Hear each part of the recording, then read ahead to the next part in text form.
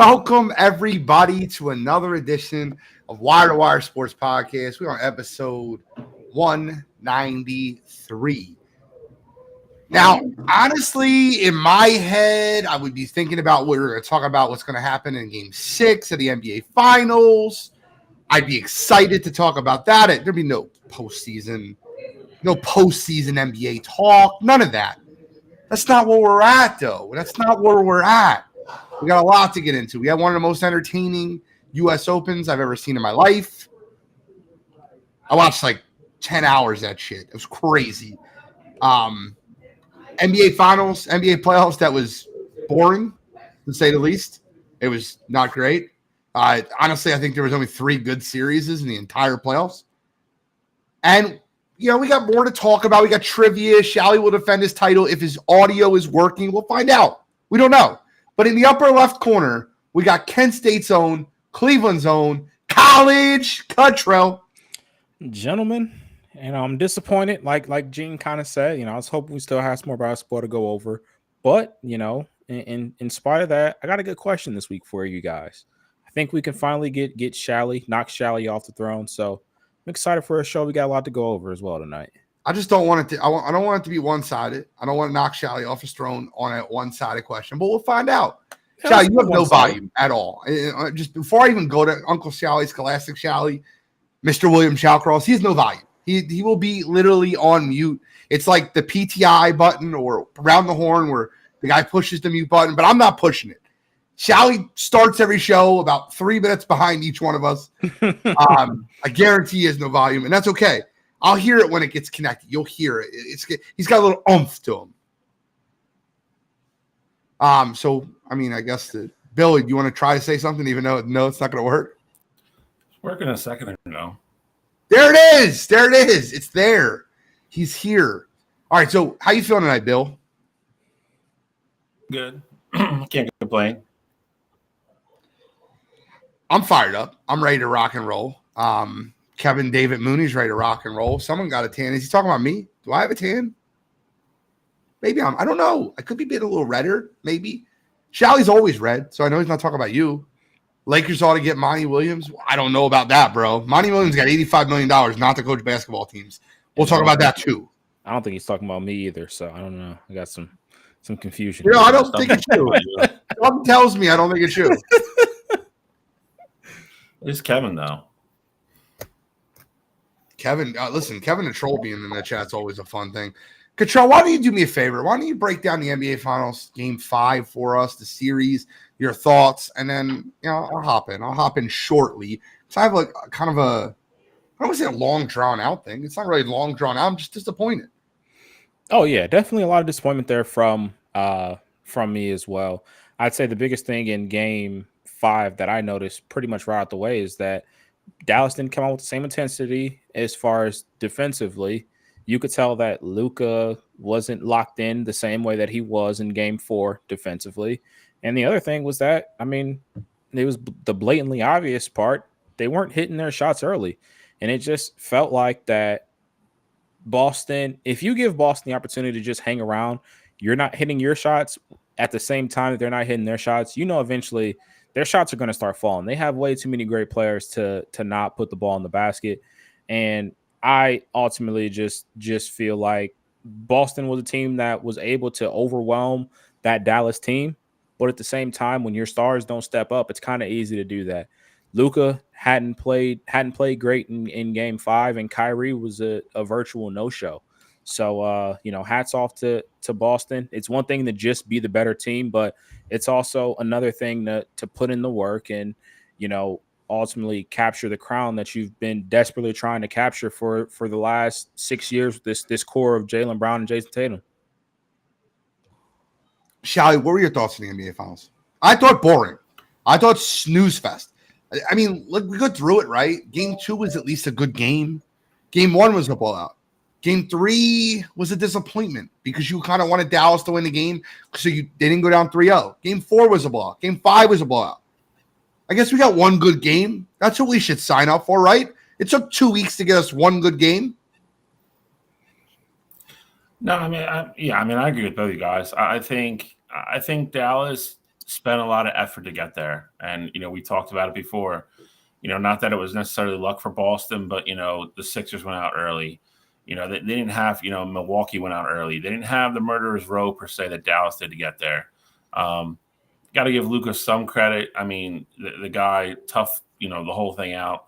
He is not healthy, but that being said, it's the finals. You got to ball out and leave it all on the court. I thought his defensive effort in Game 5 was embarrassing. I would literally be embarrassed if I had to watch that video back if I was him. But Boston came out hot. They were determined to end it there. They hit their shots early, like Cottrell said. Dallas came out stone cold in that game, and they got behind the 8 ball really early, really big. And the way Boston plays and with their depth, that's just a really, really long hill to climb, for Dallas to get back and win that game at the Garden. So wasn't a great finals by any stretch of the means, like you said, Gene. Kind of disappointing, honestly, if you're asking me. But that being said, I kind of understand at the same point too.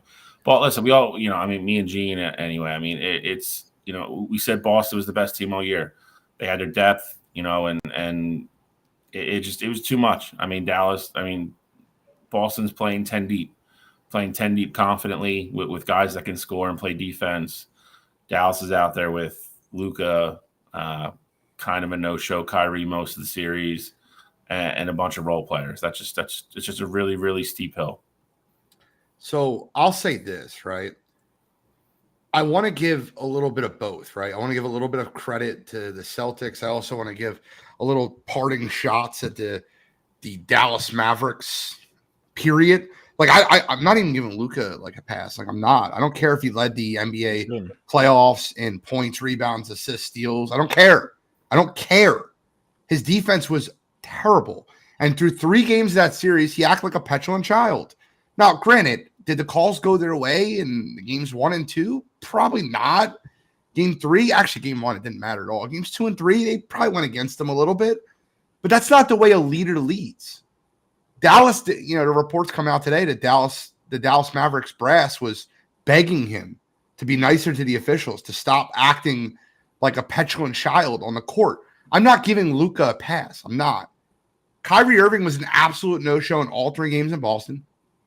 If he wants to call out the Boston fan base and say, hey, I thought they would be louder. I thought you'd score more. I didn't think you'd average 13.4 points in Boston in 3 games. I thought you would do better. Maybe they didn't boo because you were already doing terrible. You didn't have to. They were happy. You gave them nothing to boo you for. PJ Washington was on a milk cart in that entire series. Had a great playoffs. He was terrible. Tim Hardaway Jr. needs to find a new home. We called for him to play in Game 3. He played in Games 3, 4, and 5, and he was terrible in all 3 games. He was good in 4. Yeah, you're right. He was decent in 4.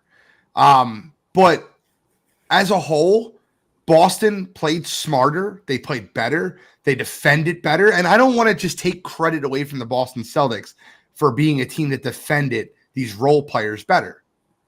They had a scheme that worked. And as much as we give Joe Mazzulla crap, Joe Mazzulla coached a pretty good series. I can't bash him anymore. Granted, when the season started, I said Boston would win the NBA Finals. They did. Good job. But with that said and done, oh God, Kleba should be terrible. Maxi Kleber was awful. I think Dallas didn't show up as much as Boston did. Facts. And I do want to bring this point up because it's funny how the controversy around the NBA Finals now is Tatum and the way he reacted and him not winning Finals MVP. So I'm going to ask 2 questions. Do you think he should have won Finals MVP over Jaylen Brown? And then the second question is, could there be a more cheesy, like a guy was trying to replicate a Finals moment so bad, like in different aspects of after the post game, like the hugging of the trophy, that he tried to replicate the anything is possible with Kevin Garnett. He gets in the backstage, just a Kanye speech. A lot of people asked me what we would do if we didn't win. Well, I guess you'll never know. Like, cheesy, right? Should he have won, and is Jason Tatum super cheesy? That's the two questions I'll ask. Should he have won, Cottrell? Should he have won Finals MVP? I say no. I think Jaylen Brown deserved it. Game 5 definitely made it a little bit more like questionable, just because Tatum did have such a good game, and you could tell that Tatum obviously didn't shoot the ball very well, but he was able to get the ball to his teammates in the right spots. You saw him have a lot of assists, double-digit assists in multiple games throughout the series there. But with all that said, I think Jaylen Brown did enough defensively. He stuck Luka pretty much the entire series and, took on that matchup there. And then on the offensive side of the ball, I mean, he wasn't necessarily like their highest scoring output guy in all the games, but he was their most consistent scorer. When they needed to give it to somebody to just get them a bucket, Jaylen Brown was that guy. So I am 100% okay with Jaylen Brown walking away with Finals MVP. And then as far as the cheesiness of Jason Tatum, I mean, I think that's clear as day. You could tell that Jason Tatum was just this guy who was looking for his moment. He probably been rehearsing, while they had the 3 days off. He's probably like, all right, well, I can say this after the game if we win. I can say this at the after party. I can say this when they talk to me later on SVP's late night show. Like, he's probably already rehearsing exactly what he wanted to say, which is ultimately why it's felt so inauthentic from him. So definitely Jason Tatum, big cornball. Jason Tatum jokes pouring in after awkward finals celebration. Shal, your thoughts? I thought it was going to be close. I really thought it was going to depend on who played better in Game 5 if they won. I was a little shocked when they gave it to Jaylen because Tatum did have a big Game 5, and like Cottrell mentioned, Game 3 Tatum didn't score. I mean, he still scored in the 20s, but I think he had 12 or 13 assists too. I'm not mad they gave it to Jaylen Brown. I mean, again, I think if you watched the whole series, I think you can make a case for either one. I know I saw the one stat. It's only like the second time ever that the player who's led the team that won the finals and points, rebound, and assists didn't win the finals MVP. So not mad about it at all. I mean, Jaylen's very deserving. I think I was a little bit surprised, especially with the big game that Jason had. In regard to him being cheesy, I mean, it's definitely cheesy. I mean, I think the problem with Jason Tatum is, and I think why he's not, I think some people have trouble deciding if he is, that elite superstar or, kind of, the face of the NBA type guy. I don't think he has I don't think he's naturally very charismatic. I think he's a very reserved guy. I don't think he has that personality where you can put him in front of a camera and he's going to make people laugh, or he has that just real, like, easygoing, easy to talk to type personality. He doesn't have it. And I think that, to both of your points, I think he probably sat at home and probably did write some stuff down and was like, if we win, I'm going to say this. If they ask me this, I'm going to say that. And I don't want to rip the guy for that, because, I mean, I think we all know people that are just cheesy and corny, and, we still like them. It's just the way their personalities are. Not everybody is, put a microphone and a camera in front of them and they're naturally going to shine. Just not the way people are built. So I'm going to agree that he's definitely cheesy, cornball, all that good stuff. I'm just not going to rip him for it, because I just think that's who he is as a person. The way I see it is this, right? He literally ripped off the anything is possible Kevin Garnett. We did it. Like, it was so corny, man. And then he gets up in the post game and does the whole rip off of the Kanye thing. I don't know, man. And I want to make something very clear. This is the truth, right? Let's just make something very clear here. I personally believe, this is just personal belief, that if you watched the NBA Finals, like, and watched it the way I did, you knew who the most valuable player on the Celtics was. Like, statistically, I mean, yeah, the stats say it might have been Jason Tatum as far as, like, points, rebounds, assists, steals, like that type of, like, if you added all it up. But watching the NBA Finals, when there was big moments, it was Jaylen Brown, it was Drew Holiday. That's just who it was. And I'll take it a step further, right? So we look at the Jaylen Brown versus Jason Tatum, who should have won Finals MVP. The mic'd up moment, and like I love catching the authentic mic'd up moments. If Luka's back in, keep me in. I'm not leaving the court. If Luka comes out of his timeout and is still in, leave me in. I'm not leaving the court. I'm not sure if you've seen that moment where Jaylen Brown was discussing outside of a timeout where it was supposed to be his rest time, and they were debating on whether Luka was going to go back in. If he's like, Luka goes back in, keep me in. I'm fine.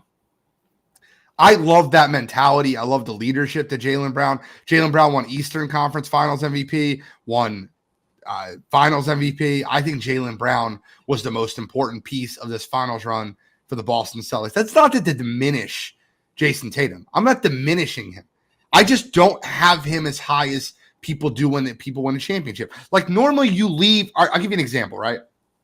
When you left the 2021 NBA Finals, you said to yourself, Giannis, the best player in the world. Best player in the world. There's no doubt in my mind. Best player in the world. Just dominated. Best player in the world.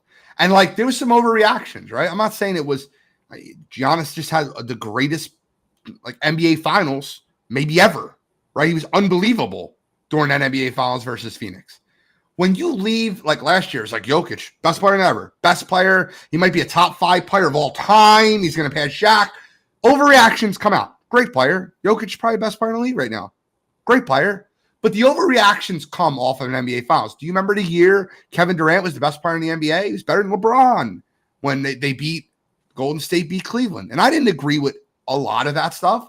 I never thought Kevin Durant was a better basketball player than LeBron James. At not one point during his career did I think Kevin Durant was better than LeBron James. The overreactions happen. It's just with this one, they're happening in the opposite direction. Jason Tatum's not the leader of the team. Jason Tatum's not the best player. I still think he's the best player on the Boston Celtics. But my comment that I said 3 weeks ago still reigns true. I would rather have Jaylen Brown as my Robin than Jason Tatum as my Batman. And I mean that because I think that Jason Tatum, if you swap Jason Tatum and Luka, the Celtics win that series in 3. They don't even play 4. Just saying like it is. Like there's a lot of guys. I guess to the flip side of that though, Gene, if you swap Kyrie and Jaylen Brown, what does that series look like in like your mind? I actually think that the series is 6 or 7. I think Jaylen Brown and Kyrie swapping, I think that the Mavericks would have played better. You couldn't have played worse than Kyrie played in this series. I mean, I agree with that, but I don't know. Boston wins. I don't. Yeah, I was gonna say. I think Boston wins. I think Boston wins. Different. I think Boston still wins the series because I think they're the better team. I said that before the series started. They're the better basketball team. With Porzingis, what they gave him for games 1 and 2. Horford, Derek White, Drew Holiday. Drew Holiday's defense on both sides of the court. Playing offense in game 2, incredibly defense. He played great offense in game 3. Drew Holiday gave them great moments. I think they were the better basketball team. Regardless of the stars. You know the funny thing is? I agree for sure. Real quick, the funny thing is this. Control, let me ask you a question real quick. If the Celtics lost that series and Jason Tatum had the same stat line, what were we talking about? We'd be talking about Jason Tatum not stepping up to the plate, being a star. And not hitting the shots. Yeah, for sure. Yeah, and that's the point. He's on the better team. He's on the best team in basketball. And that's very, very evident after that finals run. They're the best team in basketball. For sure. I mean, I don't think anyone ever questioned like the talent that Boston had. I think on paper, we all knew that Boston was going to be the best team in basketball on paper. But to me, at least, I had my questions based on, 1, how is Joe Mazzulla going to coach? And 2, how is this Boston team going to respond when they face a little bit of adversity? Now, the nice thing for them is that, you know, especially throughout this NBA finals, they really didn't have to see any adversity in late game situations. Like, I know game 3 kind of got a little tight down the stretch, but they didn't have to make a big time shot when the game was within 2 points or within 1 point, things like that. So give credit to Boston for not putting themselves in that situation. The talent had always been undeniable for me. I just think now, though, moving on, looking at next year, teams are going to have, like, Boston's going to have the target on their back for sure. And I think you're going to notice a lot of teams combat their roster, especially in the Eastern Conference, to try to slow down what Boston has. Like, being able to throw out a guy like Kristaps that can, one, protect the rim is as good as, pretty much anybody in the league, but then also being able to stretch you out like 27 feet to hit the three ball. Like, I think you're going to see a lot of the top contenders. You're going to see Philly go get a guy, not necessarily, saying that this is the guy, but you're going to go see Philly or Milwaukee go get a guy that can try to replicate what Naz Reid does for the Timberwolves, just so they can throw that out there and match up with a team like Boston where they can go 5 wide and trust their guys to switch on the perimeter and just have that shooting to combat, Boston's ability to shoot the three ball. So I think it's great. Boston, I think they had to win this year because there are going to be so many teams that make those adjustments. And also, we can say the quiet part out loud as well. Boston was fortunate with their run up until the finals. Now, that's not going to take away what they did. You still have to go out there and win the games. But 9 times out of 10, they're not going to be able to go through 3 series leading up to the NBA Finals where each team that they play is missing their best player for multiple games. It's just not going to happen, year in and year out for that Boston Celtics team. So they capitalized on their window, which is good for them. They won the games that were in front of them, but now they're getting everybody's best shot. And now everybody knows what they need to do ultimately, how they need to construct their roster to combat what Boston's going to do on for the season next year. Shall any final thoughts there? I mean, I'll take it a step further. I think it's one of the most fortunate championship runs ever, and I'll include Dallas in that. I think Dallas is great. I mean, we've talked about it at length, the last couple of weeks. I think you start at the top and you go, Luka and Kyrie, and they're great, and each in their own rights. And then, like Gene said last week, the next 5 guys that are the best in the series were all on Boston.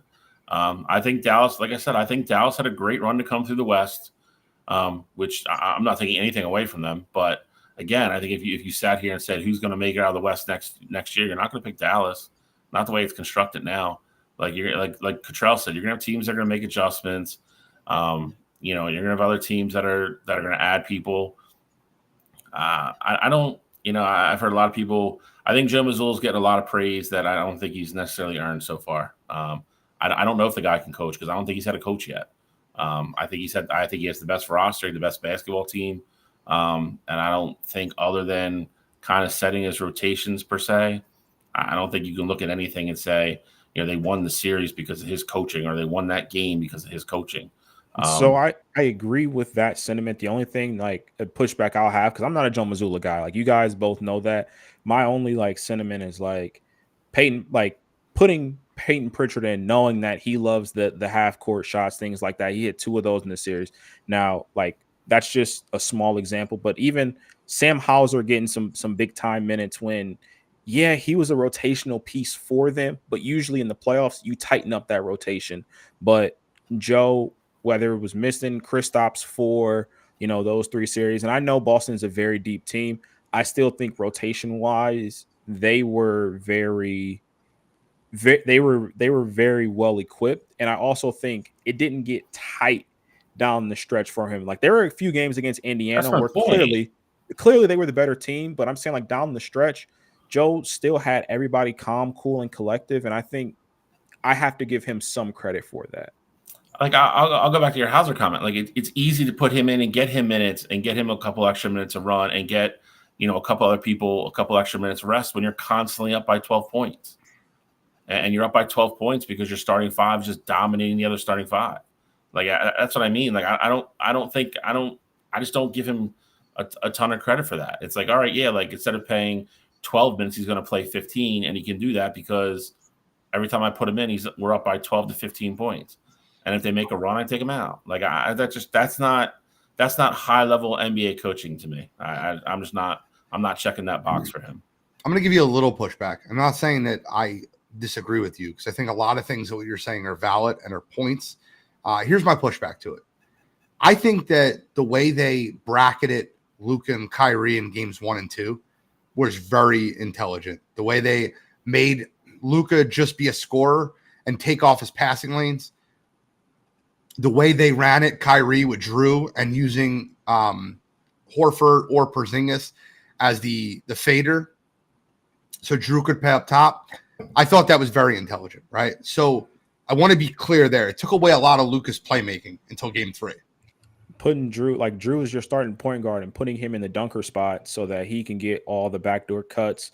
And because he's probably the highest IQ guy on that Celtics team. So putting him in that dunker spot and just having him really run the baseline or just having him cut on when players are driving to the basket, cutting behind the play, like I think that does take some game planning to do because, again, not many teams, and granted, I know Boston has the luxury because they have the talent, but not many teams are going to have their starting point guard or just a starting guard in general man that dunker spot and play off the ball the way that Boston had Drew doing.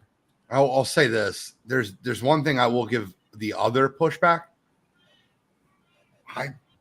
I'll tell you right now, their most important signing this offseason wasn't Kristaps Porzingis. It was Sam Cassell. Sam Cassell has been known to be a guy that should be an NBA coach, and he's very intelligent basketball mind. And Sam Cassell, being one of their assistant coaches, had a lot to do with Boston's growth, in my personal opinion. So I think that Mazzulla definitely grew, but I also give a lot of credit to Sam Cassell and the assistant coaching. Just like you'll see next year. I mean, apparently you got Jeff Van Gundy coming out of nowhere to be an assistant coach. He's going to the Clippers, right? Yeah, Clips top assistant. Well, Jeff Van Gundy action. That's very Nick Reyes asked, does Luka need to lose weight? Yes. No, I don't think he needs to lose weight. I think he needs to learn how to be in move better shape. He needs to be in better shape. But see, this is why I don't. Better shape, sure. I think it's not going to hurt him to be in better shape. But my thing is, game 4, you saw Luka move his feet. You saw him stay in front of top level talent for Boston. So like he has the ability to do it. He just needs to buy in and do it. Like I don't know how you force that out of him, but I think he can do that as is. I just think he needs to make it an emphasis this summer. Some people like to learn more post moves, things like that. I think this summer he needs to lock himself in the gym and just learn how to slide his feet better. He doesn't need to be an first team, all defense kind of guy. He just needs to be where teams don't literally hunt you down because they know you're going to be lazy and give up an easy bucket. Yeah, see, I think that's the thing right there is the laziness. Like, I don't necessarily know if it's the sliding the feet.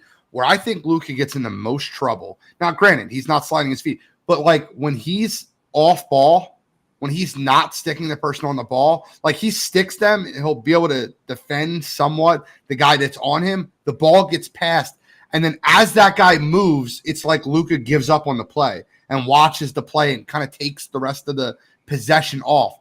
And I don't know if that's conditioning, like Shally said. I don't know if that's willpower, like you said. I know it's something.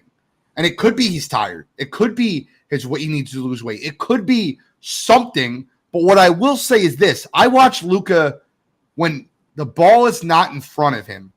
Okay, well, it's my turn to exhale. I can breathe now. Whereas when I watch good defenders, and I don't even need to be a good defender, a serviceable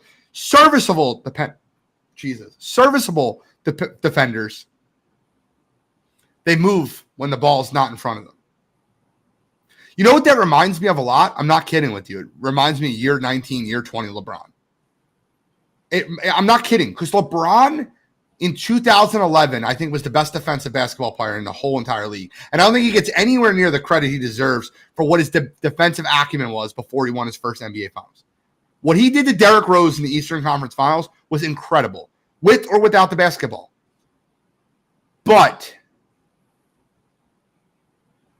I think the thing that most bothers me is it looks like he's disinterested on the defensive end when the ball's not in front of him. I mean, listen, I mean, Gene, you even talked about it last week. Like you point blank said, like, I don't care what he does on the defensive end. He's the best, player in the world, et cetera, et cetera, et cetera. And that's fine. But I think it's a combination of things. I mean, I can't sit here and say that it's not his conditioning or his weight, because Dallas has been on his ass about it for the last 2 years, that they think it plays a part come this time of year when you're worn down and you're not in great cardio shape. I think this is what you get. I think he tries to take, possessions off defensively because he needs to keep his energy to go down and score, especially when he's the number one option on this team. And he got a ton of praise at the beginning of this year. If you don't remember, look how jacked he was at the beginning of this year when he came in. He definitely gained weight during the season. Yep. Jason Kidd gave him praise, Mark Cuban, everybody. So I don't think it's a matter of buying in. Like that part, I agree with you guys. I don't think it's that. Like I think Luke is a gamer, but I think his conditioning stinks. I think during the year his diet obviously goes to crap because he started the year jacked and he ended the year looking like Joker. And it's I think he tries to preserve energy on the defensive end. And okay. When he has to be that number one option all the time, he's got to save his legs somewhere. It's not going to be offensively. So, but I think Joker is the perfect comparison for Luka, though, on the defensive side of the ball, because Joker is not an all-world defender by any means, but Joker is not lazy on that side of the ball.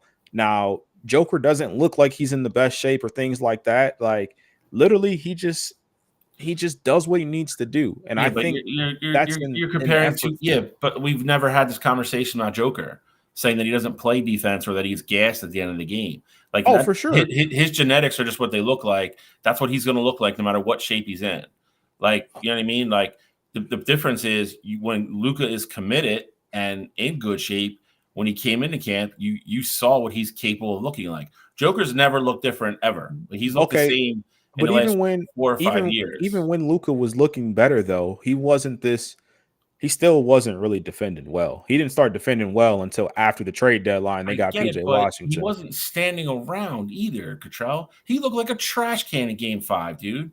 He looked like a trash can, and somebody tied a rope around his waist and was just pulling back and forth from side to side. Like, he wasn't doing anything. He looked like a cone in Game 5. He did. He didn't do anything. He was gassed, bro. He had nothing left. Like, and after that, like, he would drive and get a basket, and if they would get the ball back real quick, he had no legs. It was a jump shot every time. Like, he was gassed. I know he's banged up, dude, but it's like the old adage we always say in any sport. Like, who's really healthy come the finals of any sport? Everybody's banged up, nicked up, tired. Like, again, man, I mean, if the ownership and the people that are writing his checks are telling him he needs to get in better shape, I mean, they see him day to day and know him better than I do. And like I said, it was obviously a point of emphasis after the offseason last year because he bought it and did this year. I just don't think he's doing it during the season. I'm not saying he doesn't need to get in better shape. I'm just saying I saw Game 4. I saw him have this same weight on him and defend. I think it's will more than because in by Game 4 of the series, you'd imagine that he should be somewhat winded. Like Game 1 should have been the one where he's out there, balls to the wall on defense. But Game 4 is when he actually had the win. So I think it's more will than the weight. Of course, I think him losing weight will help, but I think mentally he needs something to click for him to lock in on the defensive side of the ball. It's the wear and tear. It's going all out in Game 4 and not recovering fully for Game 5 and knowing you have to bide your energy to play well offensively because you have to put up 30 plus for your team to have a chance. That's the difference. He only played 2.5 quarters though in Game 4. Like he was done midway through the third. Yeah, because he was exactly. He played both ends of the floor, and they had to give him rest. 4.5, and then had an additional 3 days off. Like he should have been fine for Game 5. All right, guys. I don't want to take away from this. I think both of you guys make valid points. I think it's a really interesting topic to see how it plays out this offseason. Here's where I do want to go. You knew this was coming. Way too early. Who's going to be there next year? What teams do you see taking that step forward next year? I mean, free agency is going to be interesting. I mean, that's why I think way too early. Yeah, I mean, you have to look at I think you have to say Milwaukee is not going to have the injury bug that they had last year. I mean, you could say the same for the Sixers, but I mean, JoJo's kind of always hurt. With Toby being gone now, do the Sixers go get that third superstar / difference maker. I think the Knicks, we've talked about that at length. I think the Knicks make a move in some form or fashion, if that's moving Randall to get somebody else to come in. I think, you can never say everybody's going to be healthy. Is it different? I still think Boston has the best roster. I think they have the best team, but like they are going to lose 2 players, almost 100%. One of them I'm sure of. The second one, yes. Derek White will not be on that team next year. Derek White's a free agent this year, and he's going to get money, and he's not going to take a veteran minimum or something low. Who's the other one? Probably Al Horford. And the only way Al Horford retires, I think Al Horford retires. He'll either retire, and if he doesn't retire, he'd have to come back on the veteran minimum because they don't have the money. They have a lot of money invested in Drew. They re-signed him. They have a lot of money invested in Jaylen Brown. He's the highest paid player in the NBA right now, and Jason Tatum's going to get paid this offseason. So let's just be very clear there. That won't kick in this year, though. And Kristaps. They have money invested in Kristaps. No, Kristaps he only has 1 year left on his deal. Yeah. So, well, but I'm saying next year's cap, they will not be able to re-sign Al Horford for anything above the veteran minimum. But see, I think Al is I agree with you. Derek White won't. He coming off a championship. If he was ever going to get paid, this is the offseason he needs to get paid. 100%. Derek White needs to get that money. The only Al Horford would definitely come back on the veteran minimum if he wants to play next year. The only person that's getting that's on a max contract right now, though, is Jaylen Brown. I think the only problem you run into with Derek White is he's probably going to want a 4 or 5 year kind of deal. Correct. And you're not going to be able to give him that. But I think you can entice him potentially with 1 year, $25 million, run it back. Let's try to get you another ring, get your money next offseason because we know we can't re-sign you. Or maybe you run into a situation similar. Now, obviously, I think Derek White's a better player, but you run into a situation very similar to what Bruce Brown did the previous year with Denver, where he just went off to Indiana, got his money, but then got traded in the middle of the season. So I think that'll be interesting. But I think the 2 teams that really intrigue me the most in the East are going to be what New York does with moving Julius Randle, because that's going to essentially just free up a max player slot for you. And I loved how good they were this past year, and they're only going to get healthier. And then the other team is going to be Philly, moving on from Tobias Harris contract. Can they bring in that guy, whether it be a Paul George or make a trade for DeMar DeRozan or Zach LaVine, DeJounte Murray, maybe like somebody like that to come in and be a true third piece to be a difference maker for them. And then on the West, I just think it's going to be interesting to see what Denver does to add on, and ultimately what Minnesota does to add on to what they already have. I think those are going to be the 2 in the West that I like the most, probably leaning more towards Denver just because I think they have what it takes to make this run, and they're not going to be losing anybody this upcoming offseason, really. And then in the East, I'm leaning more towards the Knicks, but those are the 4 teams I really like so far.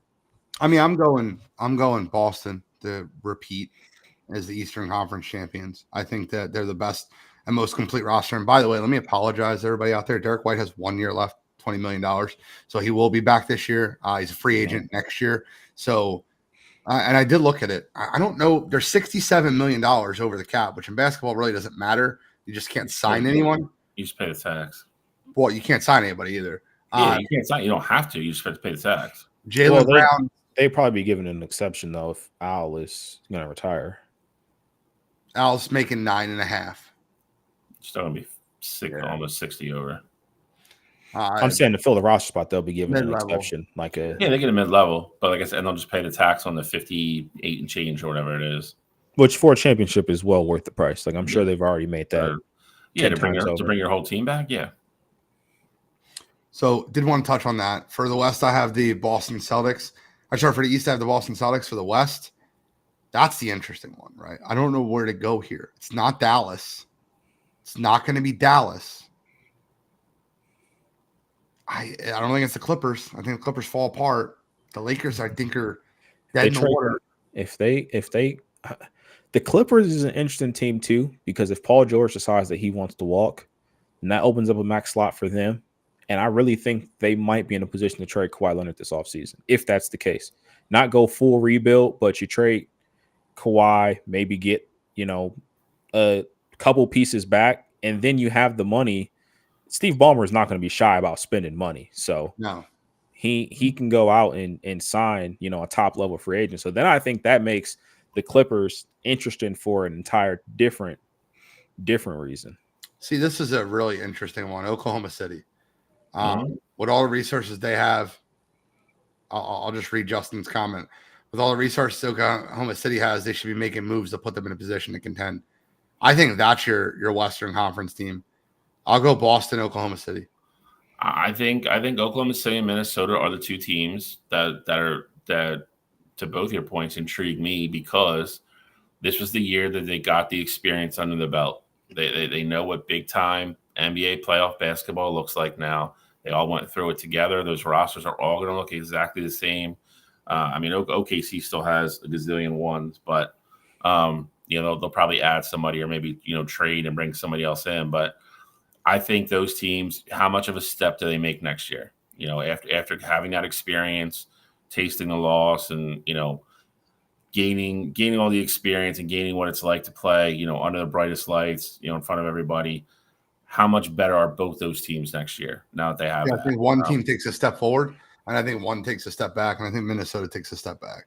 If I was given that choice, I would agree with you. I think Oklahoma City will be interesting, because I think if Oklahoma City wants to seriously contend, I said it weeks ago, I think they need a vet on the team. And the name now that just like rings in my mind that seems to be going to be available for trade is Lauri Markkanen. Like, I think that's a guy who would come in, fit the mold of what they want to do, stretch the floor, and just really not command anything on offense. But at the same time, like, he's a more reliable, true second option to Shea. And you could still develop all your guys. You could still develop Chet. You could, J-Dub. Like, you could develop still all those guys with a guy like Lauri Markkanen, because he's not the kind of guy to, steal shine from these other guys. No, and I agree with that. I think they need another guy that's more of a bona fide scorer. I think you saw a little bit of teams figuring them out a little bit towards the end with Giddey and just being like, if that's the guy that's going to kill us, then that's the guy that'll kill us. But we'll live with that if they don't. But I think Denver kind of coming back hungry and not exhausted. And, if, like you said, if they add somebody, I think that's really interesting. I love Mike Malone. The Lakers don't have a freaking coach. It's going to be JJ Redick. You didn't know? Yeah, for the third time. I just don't think that roster is where it needs to be in the West unless something drastic happens. And I never budged on JJ, by the way. Listen. They couldn't agree the first time, and they went and shot their shot with Hurley, and now they're back to JJ Redick.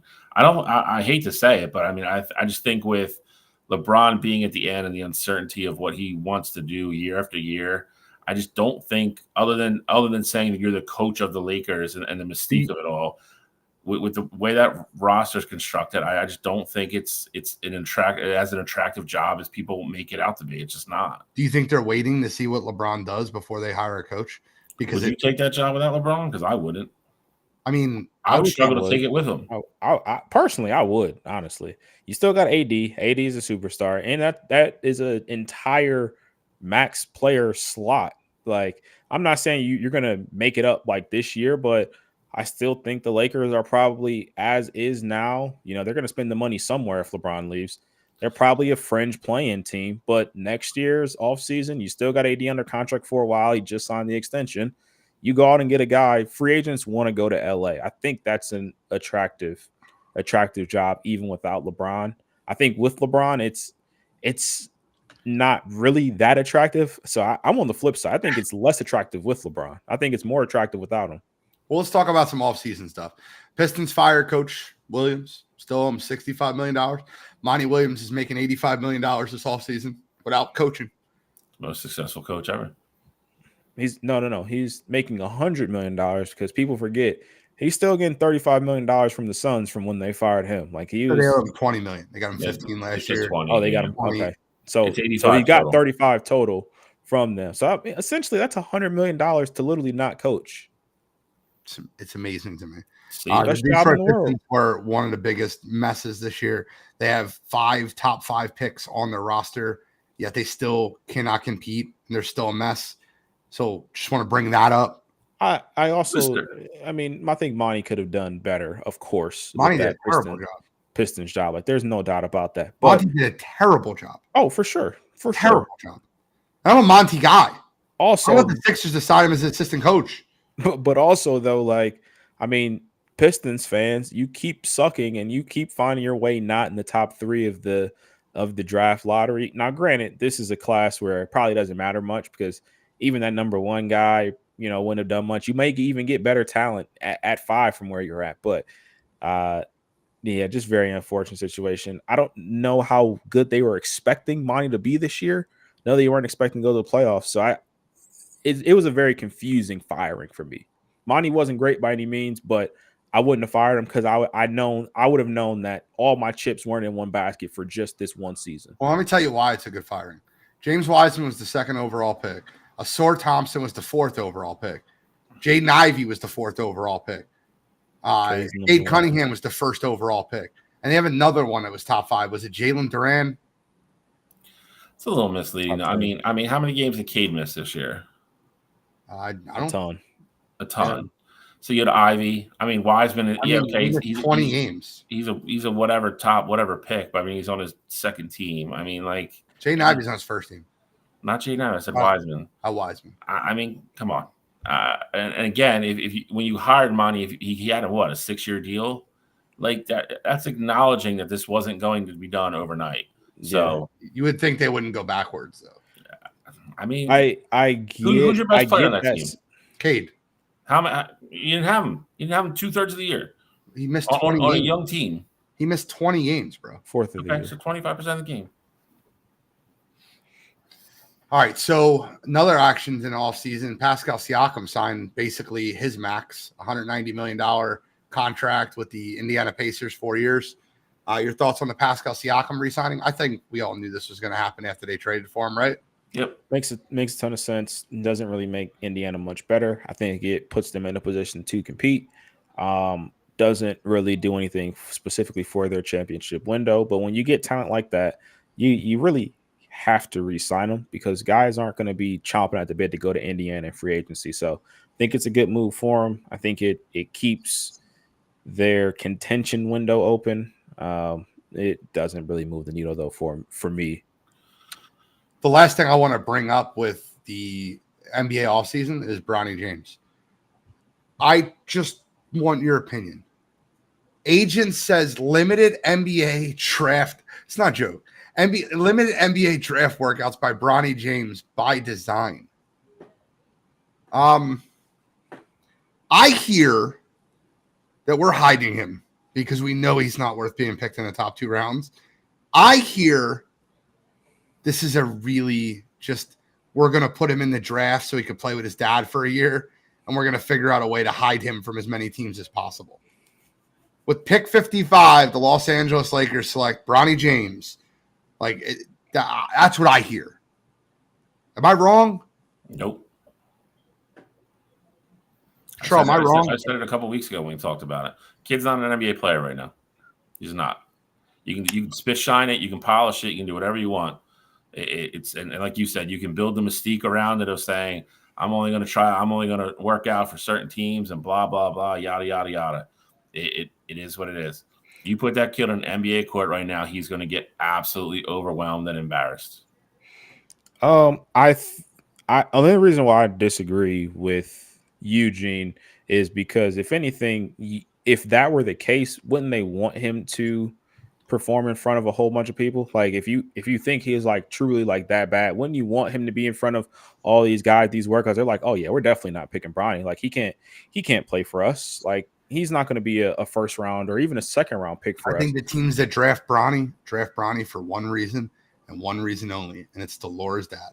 Well, Rich Paul even came out today though and said Bron's not playing for the minimum. So I mean, if that's the case, then why even work out for Phoenix? Like I think they're going to be very intentional with him. Can I tell you why? Sure. Because you can hold the King's ransom for him. You can get the Lakers to trade for him. LeBron walks to the Lakers, guys. I'm not playing for the minimum. I'm not going over there and playing in Phoenix.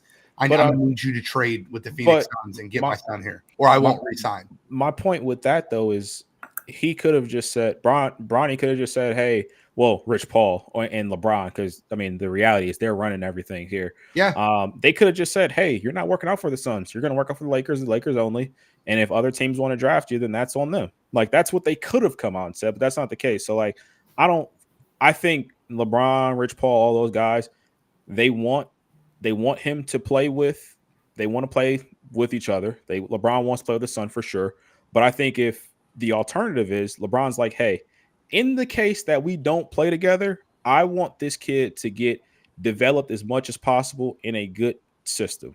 And I think that's why he's like, well, James Jones is the GM over in Phoenix, and he played with LeBron down in Miami. And I do think you're going to see I think Bronny's going to have a few other workouts. I think Dallas is going to be a team that actually gets a workout for Bronny. And I think Cleveland could potentially be a team that gets another workout for Bronny. But I think they're going to be very selective. And I think Miami's going to be another one. I think there's going to end up being 5 total that either talk to him or get the full workout. And it's only going to be with guys that LeBron trusts. That all the rumored destinations for LeBron James. That what?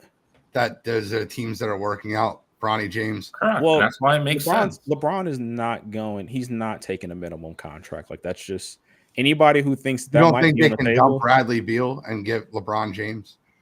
I mean, how are you going to do that? Bradley Beal has a no trade clause. He's probably going to be the hardest person on that entire team to trade. My whole thing is very simple, right? I don't believe that any team is drafting Bronny James to be a professional basketball player. Nope. See, that part I disagree with, because if that was the case, then you could take him in free agency. Well, you can't take him in free agency. You hold him at King's ransom for LeBron James. Whether you're trying to get LeBron there or you're trying to get a team that LeBron plays for to trade for him. Yeah, but I mean, what are you going to give up for a second round pick or very simple into the first round pick? Hey, I'll resign with you guys. You get Bronny over here. You're going to give up your first round pick for that? See, I just don't think that's. I don't think that's going to be the case. I feel like they've been talking about this for like a decade. Like I don't know. I mean, I think he wants to play with him for sure, but I don't think that he's going to go like, "Hey, you got to trade Austin Reeves to go get Bronny, or I'm not coming back." Only shot to do it, though. I agree with Bill. I agree. He doesn't have 8 years. Right? He doesn't have 8 years left to where this can be like, all right, we'll do this down the road. Like this has to happen in the next year or so. I agree with that too, but I think my point is that if that were the case, though, Bronny, you put all the cards in the Lakers' hands. You would say, hey, Bronny's only working out for the Lakers. We're going to re-sign with the Lakers, and that's just going to be that. If you want to draft Bronny, so be it. But you won't have any shot of talking to him or having him work out or anything like that. You're going in completely blind. I think you think out of 30 teams in the NBA, no one will call their bluff. That's what I mean. Okay, cool. That makes sense. Draft them more. Exactly. I feel like if I was picking 37th, right? If I was picking 41st, and I was like, there's a Croatian kid that might come over in 2 years, or I could trade for LeBron James. Or I get a LeBron lotto ticket. I'll take Bronny. I feel like that's exactly what's going to happen. We'll see. Bronny James picked number 41 to Charlotte. Yeah, why? Exactly. I hope. I hope OKC takes him in like the second round. That would actually be funny because then they'd just be stockpiling more picks at that point. But to that same token, though, like brilliant. You're talking about, Bronny not being a NBA talent, type of kid.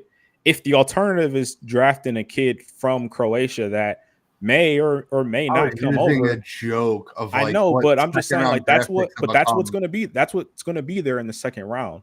Like, so one way or another, you're taking risk in that second round. Like, I know, and the risk there's so many of those guys that don't play in the league. The difference is if LeBron James was retired and it came down to a Croatian kid and Bronny James, everybody's taking the Croatian kid. Yeah, fact. It's fact. If you say so. Man, look, Control, can you honestly sit and stare in the camera and say that kid's ready to play NBA basketball? No, not right now. But I'm not going to ignore the fact that the kid was a high school All-American and he was a top 40 player in the country when he came out. And how much that's inflated because of LeBron? For sure. There's no doubt So about that. realistically, he's a top 70 player. He went to USC. Fine, he had the heart issues, but he got cleared to play, and he didn't play well. You can't say he didn't play well. He didn't hardly play. Exactly. If you can't get on the court at USC, if you can't get on the heart issues, fine. Yeah, I love that. It's not like he was at UConn and you're like, oh man, like you don't know because he couldn't get on. Okay, yeah, that makes sense when they're the defending national champions and roster staff. He went to USC, they stink. No, he's not better than Grand Theft Alvarado. No, not a chance. To be fair, also, if this kid's last name wasn't James, nobody's talking about drafting this kid. 100%. It's that simple. He's not ready. I'm not saying 5 years from now he couldn't be. He's obviously got his father's genes. He knows how to play the game. I'm not saying the kid's trash, but he's not ready to be anywhere near an NBA court right now. Okay, fair. I 110% agree with you with that. How many second round picks is my question.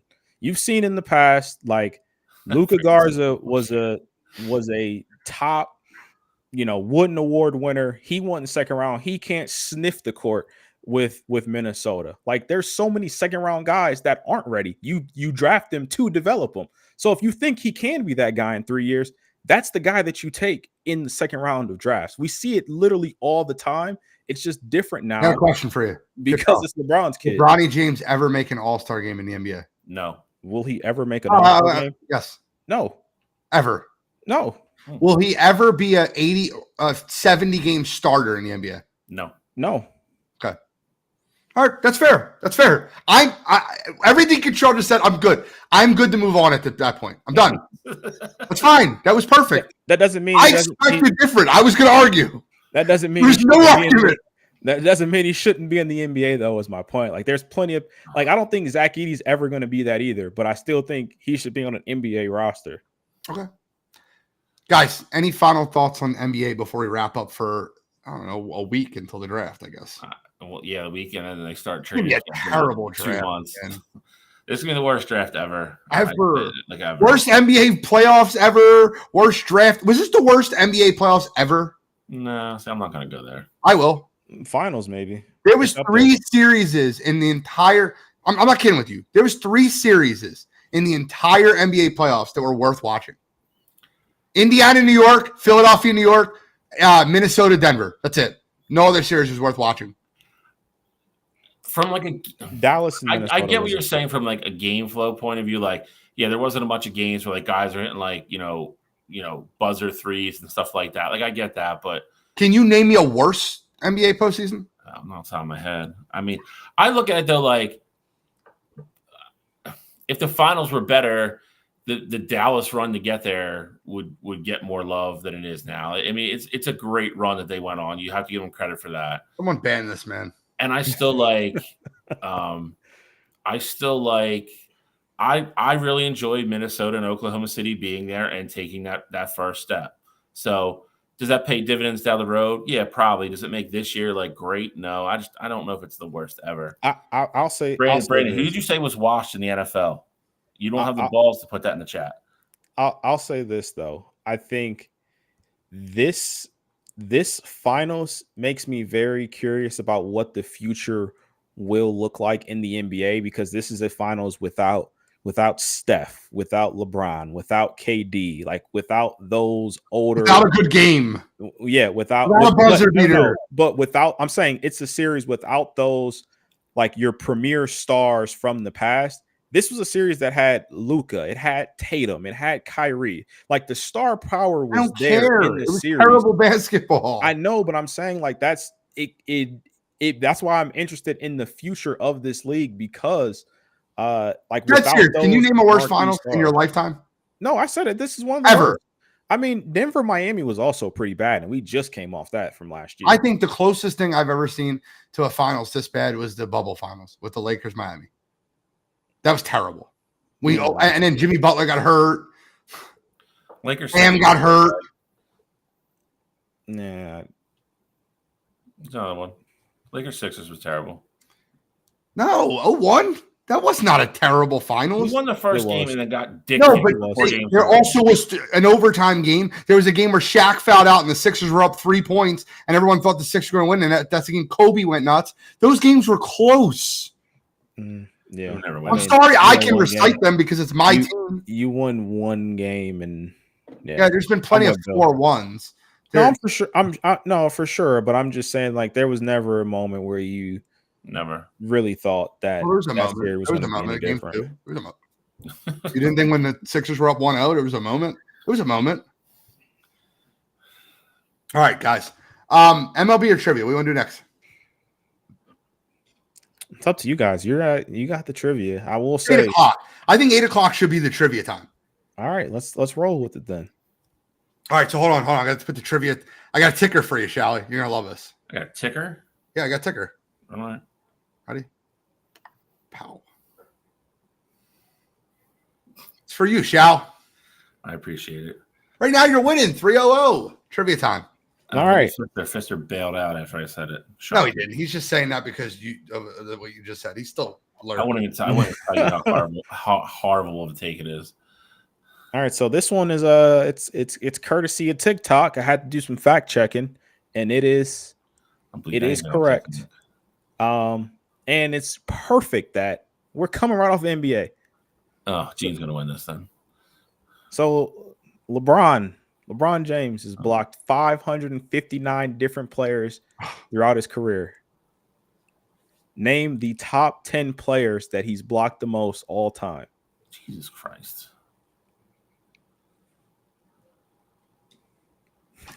This is going to take an hour. No, It won't. How do you want to do it? Do you want to do who gets the most out of the 10? Instead, I hate the 3 strikes thing. Sure. Okay. First to 5. That's fine. Shall you might as well go first so you can take your first crack. It's up to you. You tell me. I don't care. This is so wrestling. This is going to be such a random list.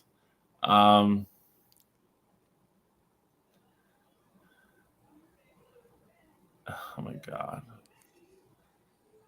Are you going first or are you going second? He's going first. Going first. I don't know. Kawhi Leonard.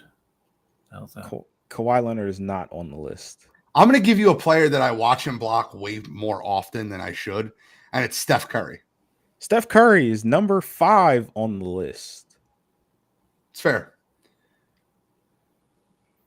I'm so lost, but I think I know what direction I'm going to head into.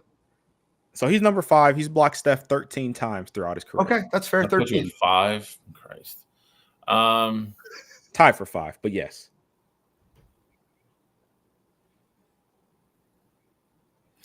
Justin Louder said not Delonte West. It's a great answer. I think we should give him a point. I'm going to be honest with you. Mom certainly didn't block him. This is a ridiculous question. It's not that ridiculous. It kind of is.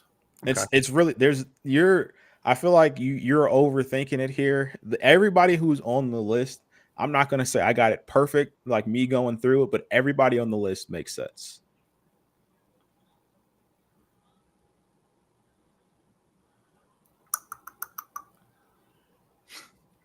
Kevin Durant.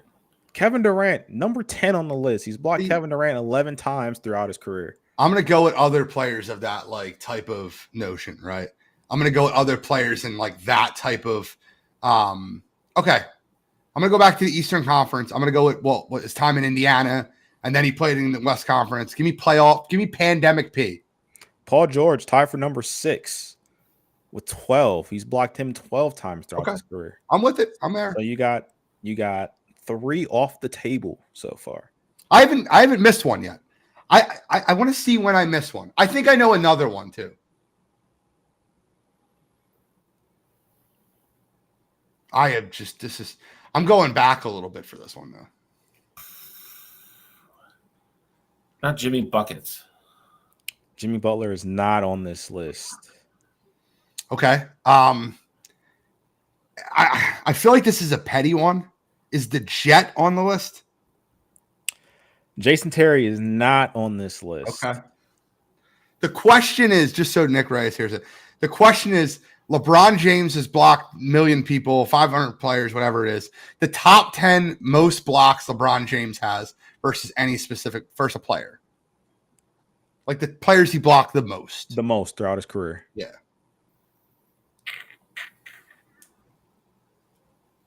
That was just a petty one, if I'm being honest with you. You know why I used the Jet. Yeah. I probably shouldn't have used that one. I feel like there's better ones to use. Literally, I think I'll say this. Just off the top of my head, I mean, there's a couple questionable ones here, but off the top of my head, I think everybody on this list has made an all-star game. Okay, it's fair. I mean, yeah, it's fair. And if they haven't, they've been a very good player. Damian Lillard is not on this list. Okay. So I'm just gonna go quick on mine. I'm not gonna Carmelo Anthony. Carmelo Anthony, number 3. You guys finally cracked into the top 5. Carmelo, number 3. He's blocked him 16 times. Okay. That's what I'm doing. I'm thinking rivals. That's what I'm thinking. I'm thinking guys he played against, guys he played for years. Fister says stay in the East.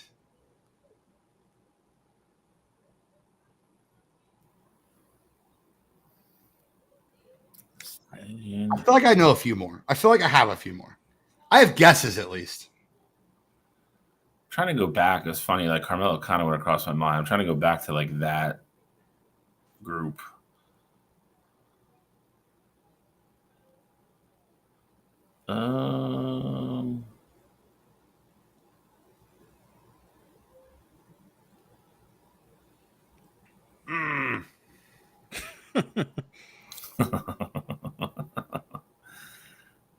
That been a long time ago. Give me one, Shally. About Trae Young. Trae Young is not on this list. I mean, I'll take the low hanging fruit. Is it Vince Carter? Vince Carter is also not on this list. Okay. There was a Nick on the board. I had Carmelo already.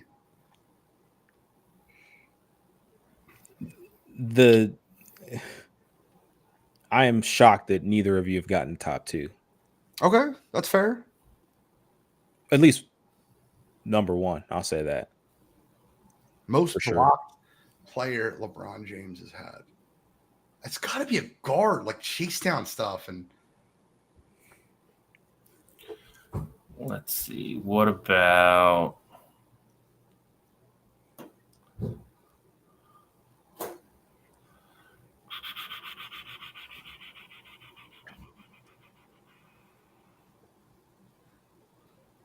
there's a lot of big players. Actually, what about I know number 1. I know number 1 already. I know it. It hit me. I can't believe I didn't think about this one. I know number 1. I'll go with Toby. Paul Pierce. Toby is not on this list. Paul Pierce is number 1. I probably hit me like a bag of potatoes. I'm thinking Celtics. I'm like, Tatum and Brown haven't been. Oh! He's blocked him 23 times in his career. Number 1, right? Number 1. I didn't even listen to you get to number 1. I knew as soon as it hit my head, I'm like, oh, that's very obvious. Yes, that is number 1. So I have 4 now, right? Gene, you're at 4, correct? Okay.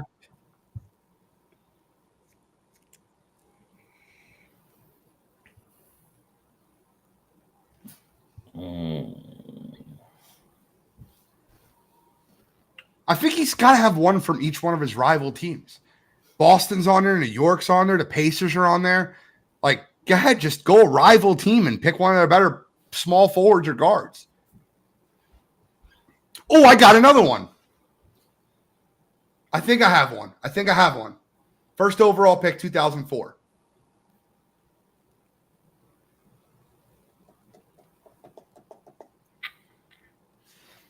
I can give that away. I don't think Shai would even pick that up. No. I had to go back in my mind and see who that was, but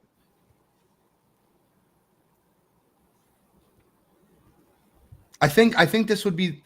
Oh, I'll keep my mouth shut.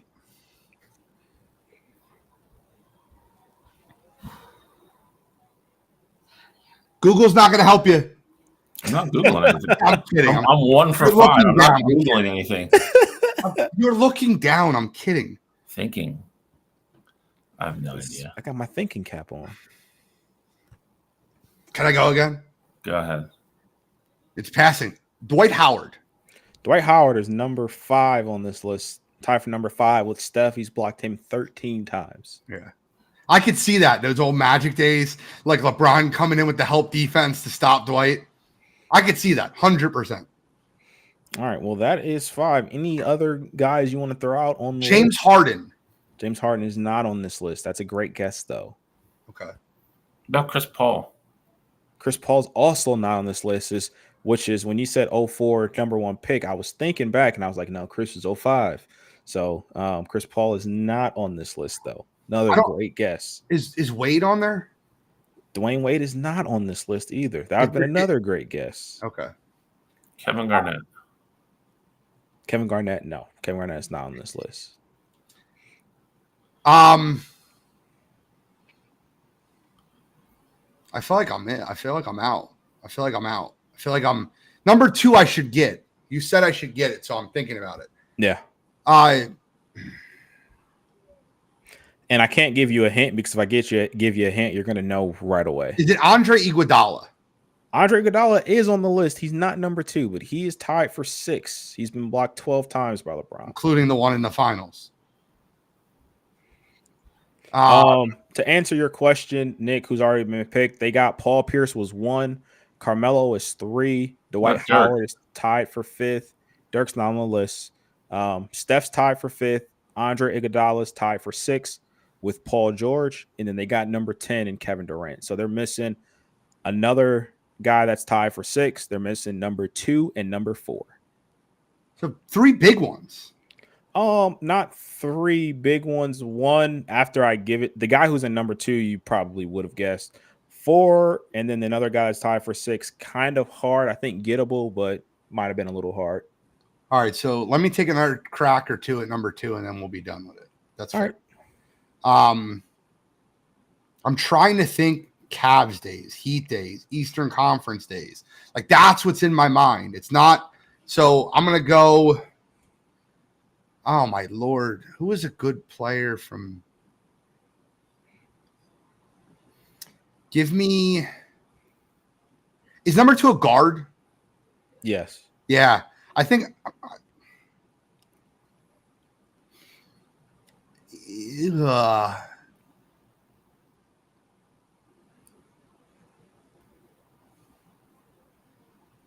know, it's funny. I know it's not AI, but like Allen Iverson would be another one that like he blocked a few times, but he didn't play enough during. They didn't overlap enough. I don't think he blocked Kobe much. I don't think it's Kobe. Is it Kobe or you shit laughing? No, I'm laughing at Fister. He's basically asking, is it Lance Stevenson? And no, Lance Stevenson is not on this list. That's actually a really good thought process. People it is irritated LeBron. Fister low key knows a lot of NBA stuff. I feel like I'm blanking right now, dude. I don't. I can give you one hint. Okay. 2 of the 3 guys that are on this list remaining are not in the NBA anymore.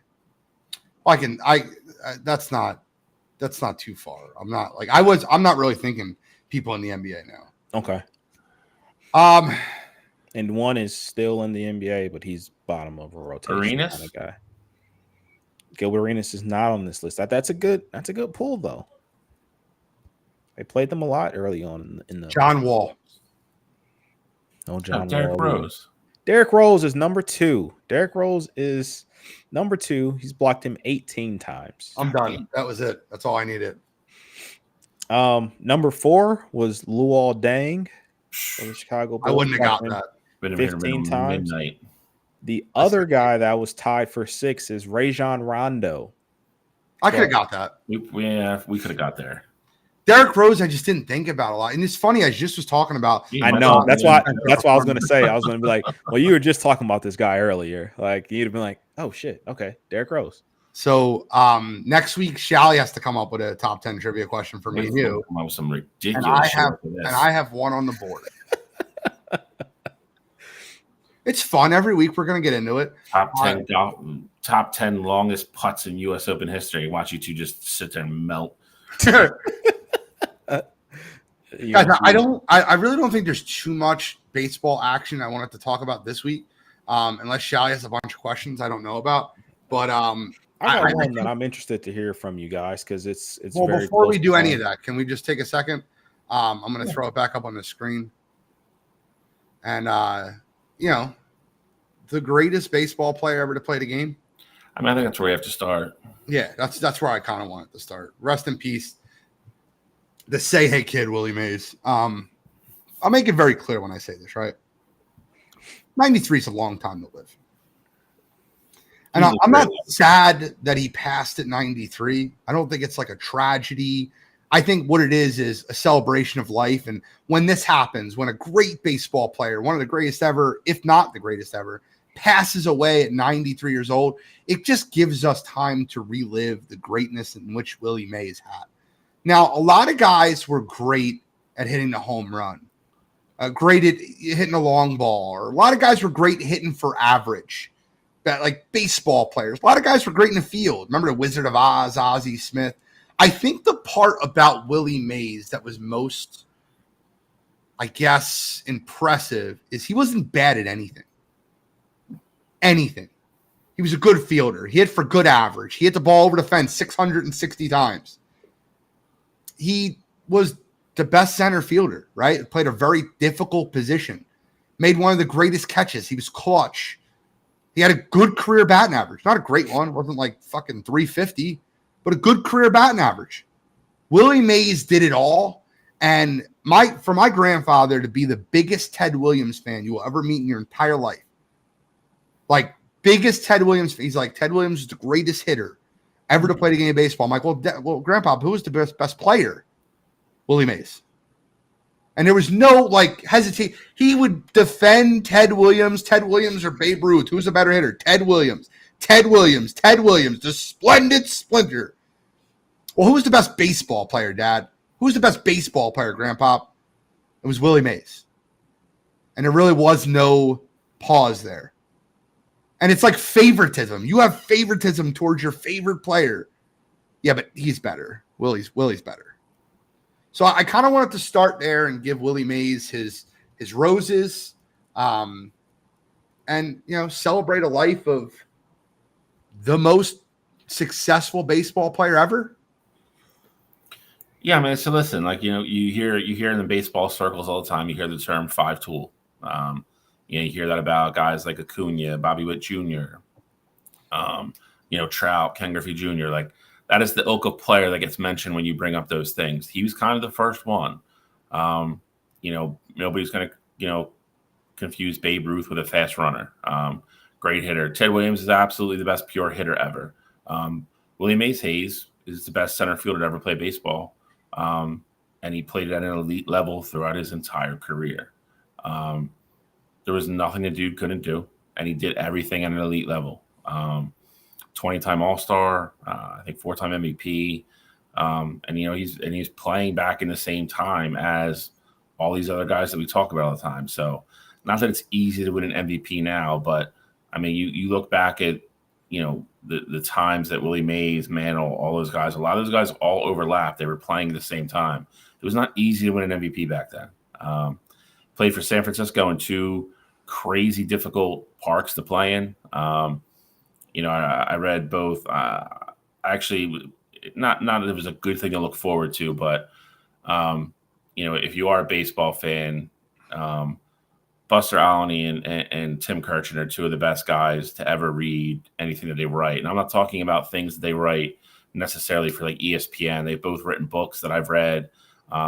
And every time his name ever comes up in a book, it's glowing about just how different and how great he was. But they both wrote articles today and, 660 home runs. And if he played for the Yankees, he's probably your home run leader. Playing at a Candlestick Park or the park before that were both huge. That, people don't realize that catch that he made over his shoulder was like 450 feet away from home plate. He was elite, and then he just did everything he did on a baseball field.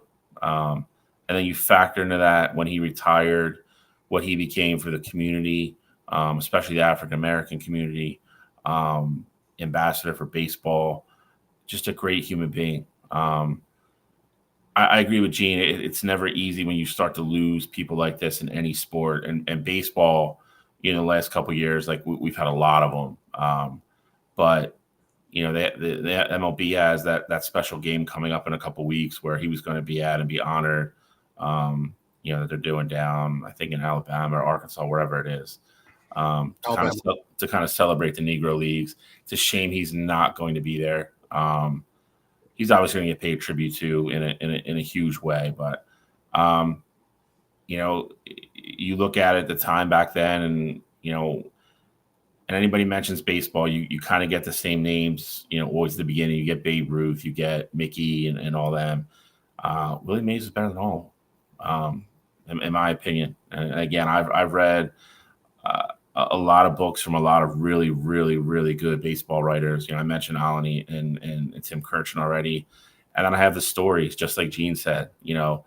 I would listen to my grandfather, my father, and my uncles all argue all the time. But it was one thing they never argued about. Kind of like Gene said, they all had favorites. And, everybody has universal respect for Ted Williams and the way he hit the ball. But nobody would ever say anybody was a better baseball player than Willie Mays. The thing that was super impressive about him, Shally, is 12-time Gold Glove Award winning. Mm-hmm. It's not like he just 12-time. Let me ask you a question: how many times do you have MVP votes in the top 6? Was it like 8? Or was it like 15 or something like that? 12 times he had MVP consideration in the top 6. So incredible. And I don't think people realize, and Kirchin made a really good point about this today, because WAR has become such a thing, and it's really put into perspective how good he was. But if he played in the parks that they play in today, with as fast as he was and how instinctive he was in the outfield, his defensive WAR alone would be through the roof. Yeah. People don't realize, like, back in the day, like the Polo Grounds and stuff like that, like dead center was like on some of these parks was 500 feet away. Like they would take batting practice and then wheel the batting cage and just park it out in center field, like in the field, because nobody could get the ball that far. Like the ball would never get out there, and they would just plop it out in center field and play the game. Like they wouldn't put it away or put it underneath the stands like all the teams do now. Like some of these stadiums they played in were just massive. And he called 141 career triples, bro. Yeah. 141 career triples. Yep. Like we're not this isn't serious. He had 1, 2, 3, 4 seasons. He had over 30 stolen bases. 1 season over 40. He had a year where he finished second in MVP, in which he batted .347, stole 31 bases, and hit 30 home runs. Like that would be absurd. He had over 1,000 OPS that season. Yeah, he was the first truly elite 5-tool player. You want to talk about video game stats?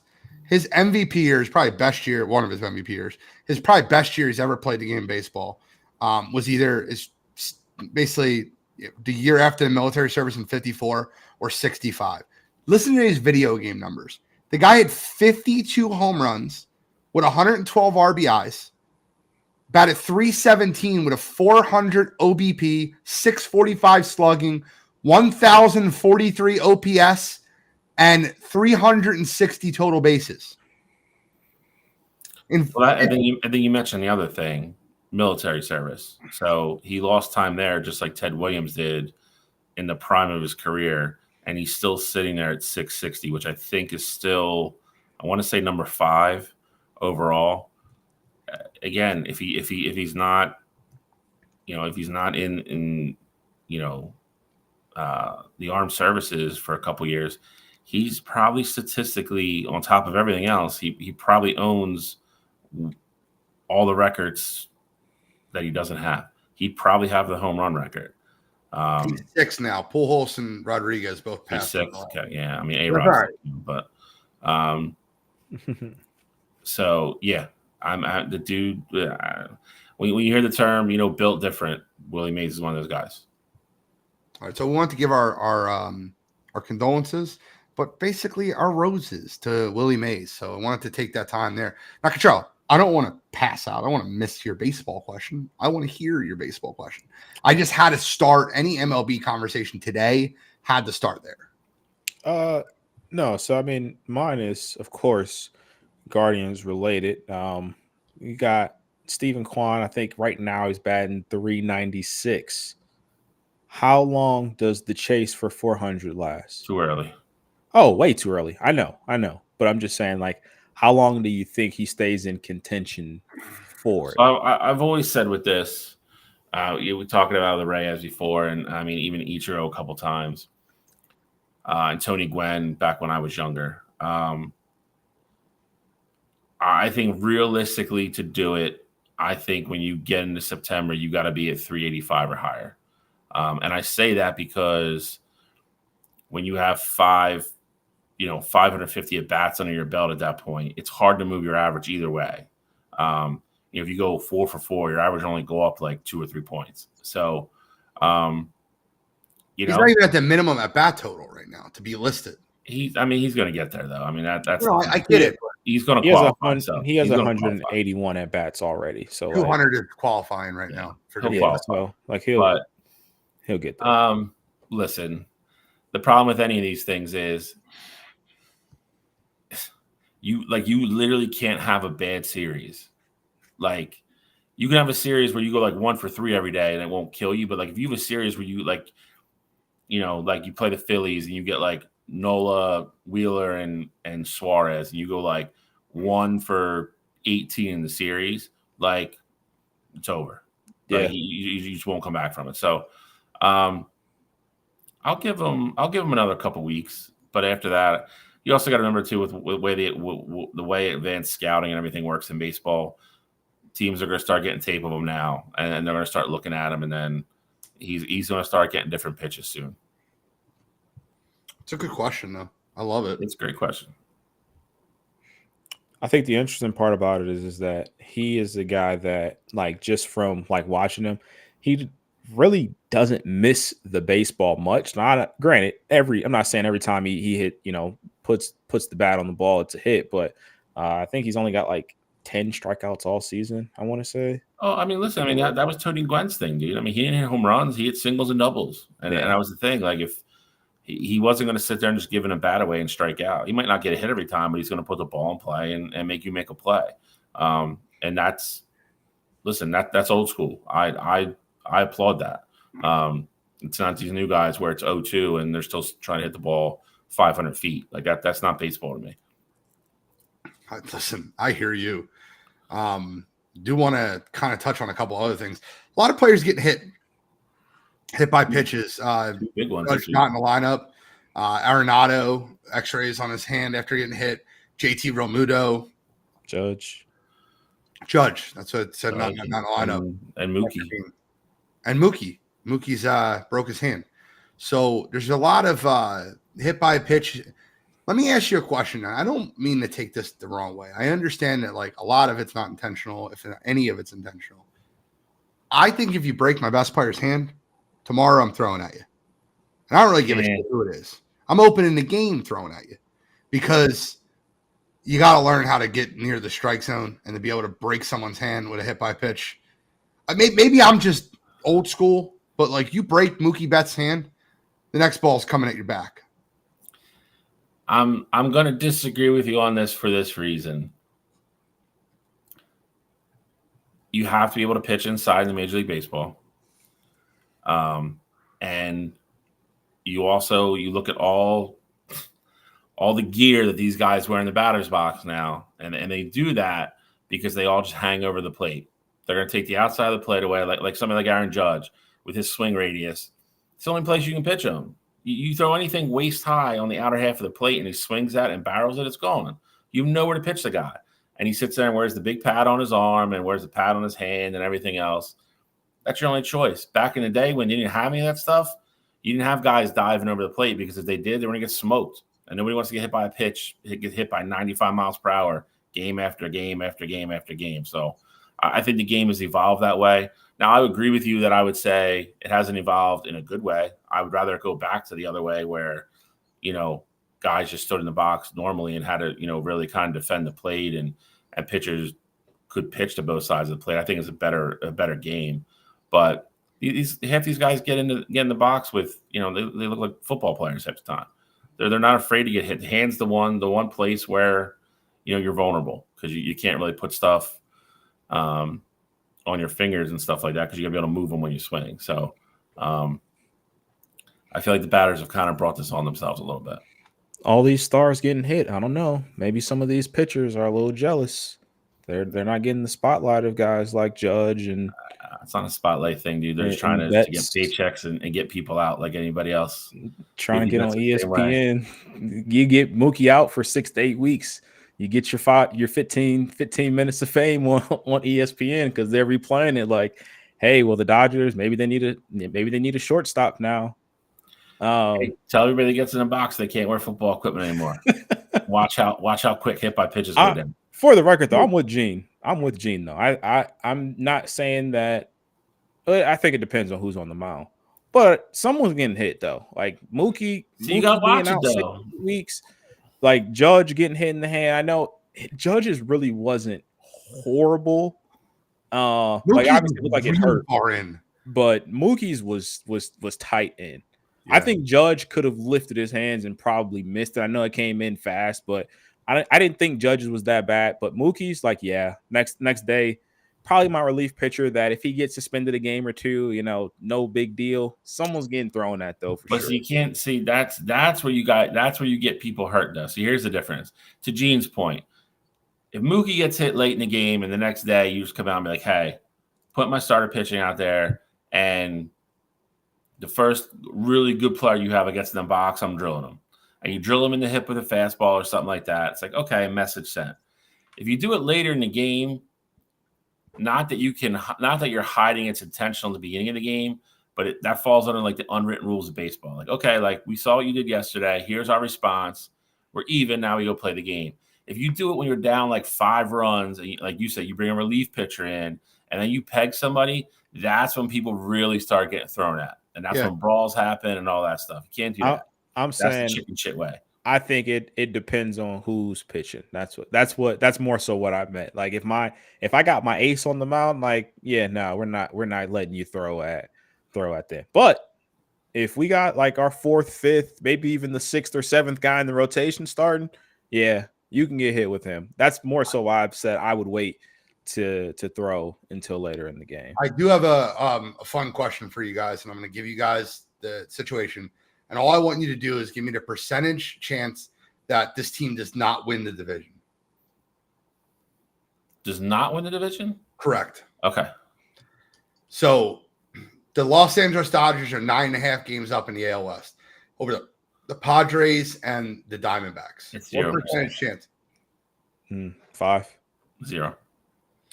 The Milwaukee Brewers are 7 games up in the Central over the Cardinals and 7.5 over the Pirates. 35. 25. What'd you say, Control? I said 25.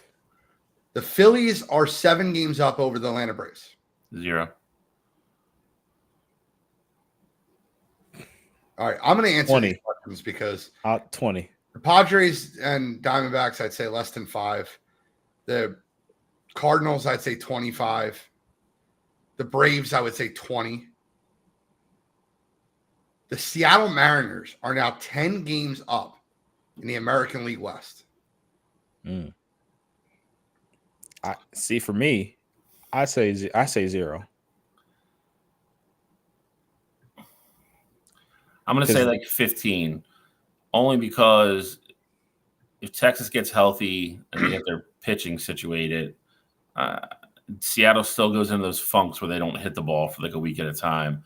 I think they can get back in it, but I would still be shocked if Seattle loses that division. But the thing with that, though, Bill, is that I think the Mariners was the team that I picked to go to the World Series this year. The thing with that, though, is yes, you're right. They do get in spells where they can't hit. Their pitching has been phenomenal the past few weeks. I know. So, like, even if they can't hit, if they can score 1, maybe 2 runs, they're safe the way that they've been playing. The Cleveland Guardians are. Let me answer the other one. I'll say 10%, 1% for every 10 games they're up. The Cleveland Guardians are 4.5 games over the Twins, 5 games over the Royals. 25%. I'll say like 30 because I think one of those two teams makes a run. I'll say 40. I think the Twins make a move. I don't think it's a run. I think they make a move, and I think the Guardians might. I think a team that's going to deadline. surprise you there and make a move. I think it's going to be Kansas City. I think it's 40, and I'm taking the Royals. I've been on them all year. Would love to see Bobby Witt Jr. in the playoffs. The New York Yankees are 2.5 games up over the Baltimore Orioles. Now, keep in mind, the Baltimore Orioles just lost Bradish for the year. 50%. I think that's literally where I was. 2.5 games right now with still as good as that Orioles lineup is. I mean, that's a real slim margin. And you're starting to see this is what we've been waiting for, Rocky. You're starting to see it with the Yankees. The injuries are starting to pile up. Rizzo just got put on the IL. Judge just got hit in the hand. Don't know how long that's going to be. Like, this is what happens every single year with this Yankees team. 2.5 games is nothing, and I think this is where the injury bug starts to bite. That's a weekend. I'll go 51%. Just to be different. No, I think there's a better chance that they do not win the division than they do. Yeah, that's right. I think it's close, but I just put the emphasis on. If I had to pick a side, that's the side I'm picking. All right, guys. Time to move on from MLB. We'll talk about it obviously a lot more. A lot of baseball talk now. A lot of baseball talk. Yeah, we gotta soon. We're gonna have to put together our all-star starters list. It's gonna be a couple weeks, I think. Yeah, I think too. End of July is the game, so yeah. Oh, it's at the end of the July this year. I think it's always second week. July, maybe. Sorry. Trade deadline's end of July. Sorry, you're right. We got probably not next week. The week after will probably be the All-Star show. Okay, July 16th. Yep. Yeah, July 30th is the trade deadline. I apologize. Nick said Rizzo's batting 100. Doesn't matter. Yeah, he still starts though. I just think it's funny. Nick's a Yankees fan. All right, so yeah, I don't want to miss this. He said Orioles have Burns and no one else. They need to make a trade. Team just hits. Just remember, last year they made the playoffs with Kyle Gibson as their one. So, but I do think if they can get go and steal, Jordan Montgomery from Arizona or somebody like that. I mean, they're gonna listen. The way those kids play and the way they hit, they're gonna be there. They're not going anywhere. Okay, so want to talk about a U.S. Open, and before we get into the PGA, we're gonna get into PGA. We're gonna do the U.S. Open. I got really lucky this past week. We picked these golfers every week. Well, every week, every time they have a major event. Yeah. I went on record and picked Bryson DeChambeau. I unretired from gambling for just one day. Put $25 on Mr. DeChambeau to cash me out over $500. What I found by the way, one of the most entertaining U.S. Opens I've ever watched. I'm not a big golf fan, so I didn't watch a ton of them in my life. But, Charlie, let me do some justice to this U.S. Open because Pinehurst #2 was hilarious to watch. The reads, the lays, the way someone would hit the green and be like 4 or 5 feet in the hole and then watch it roll down. Yeah, I mean, I think it took some criticism on Thursday and Friday, and the people jumped out with scores. But everybody knew what was coming. Everybody knew they were going to stop ordering the course on Friday. And then you started seeing it Saturday afternoon when the leaders went out. It started to dry out. You could see it on TV. It started to get brown. And that's kind of when all hell started breaking loose. And then Sunday was carnage. It's exactly what everybody wanted. You got to tip your cap to Bryson. Obviously, did not drive the ball well, but absolutely just scrambled his ass off. I don't think anybody realizes how hard that bunker shot was that he hit on 18. Until the last couple holes, you got to give Rory credit. Rory played great. It's the best Rory's played in a major in a long time. And all those other guys that were kind of there. You know what I mean? It's that course ended up playing exactly how they wanted it to play at the end. It's why it's one of the anchor sites.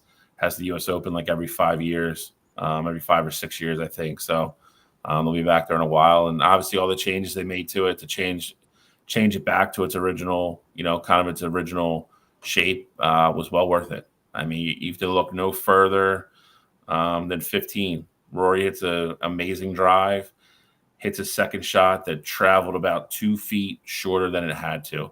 If it traveled 2 feet more, it sits up on that top shelf and he has an eagle look, probably a guaranteed birdie. If it didn't, it was 2 feet short. It rolled all the way down, rolled 40 yards back into the fairway, down a hill, and then went into a waste area. And then even in the waste area, it went down to like a half of a gopher hole. And he went from looking at, like I said, eagle, probably a guaranteed birdie, to bogey in the hole. And that's what the U.S. Open should be. It demands you hit a really, really good shot every time. And that's why everybody loves watching the U.S. Open. I do want to touch on Bryson DeChambeau.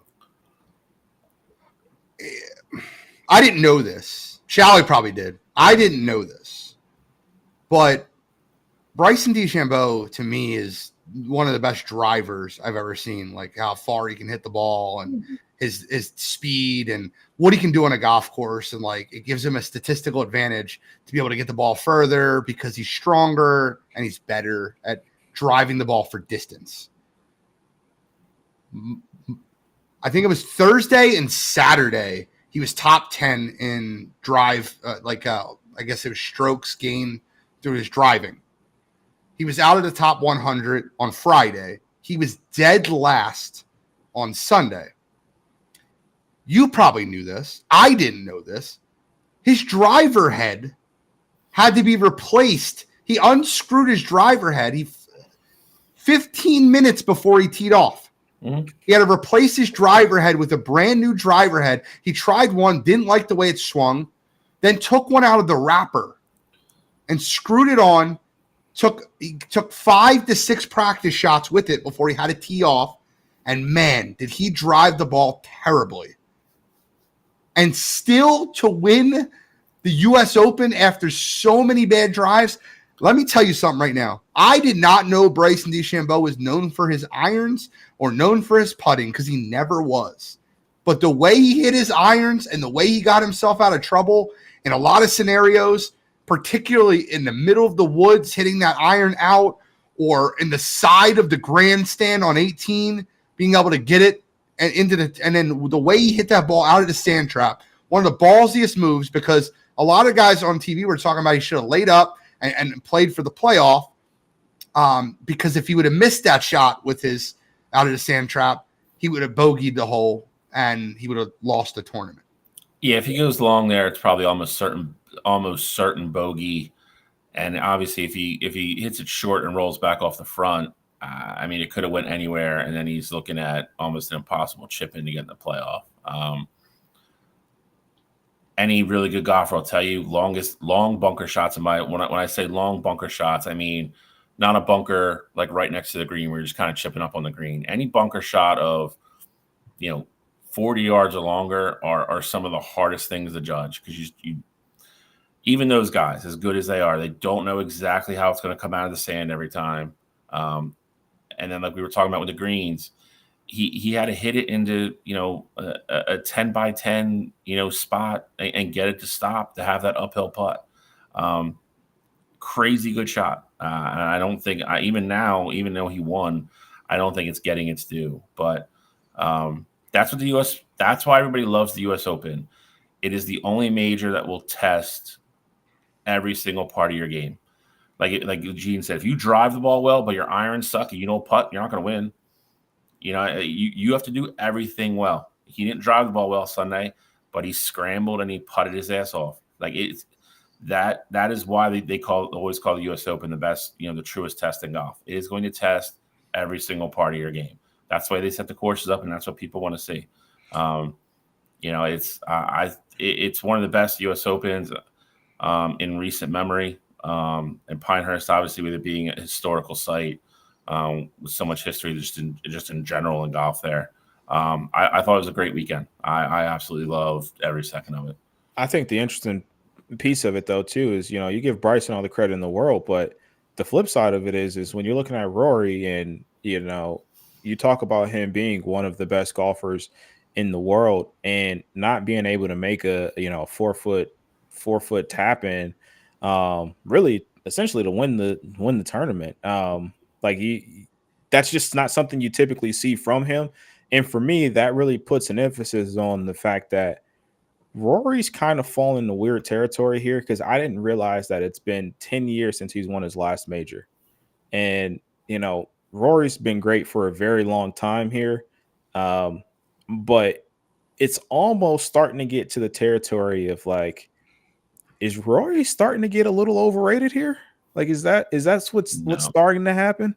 No. Like, I know he's still great, but like at some point you do have to win the big one here. And I know we look at Scotty, like we know what Scotty is. We know he's the best golfer in the world. But like, if I say, top 3, top 5 golfers, everyone's still going to put Rory in there. And I know, just losing doesn't take him out of that. But I'm just saying it's been 10 years since we've seen Rory hoist a major trophy. Like, is he starting to fall in that category? No. I think a lot of it with him, and I think you saw a little bit on Sunday. It's some of it with him is mental. He's had a really rough year and a half, and a lot of it is not his doing. We've talked about the whole Jay Monahan.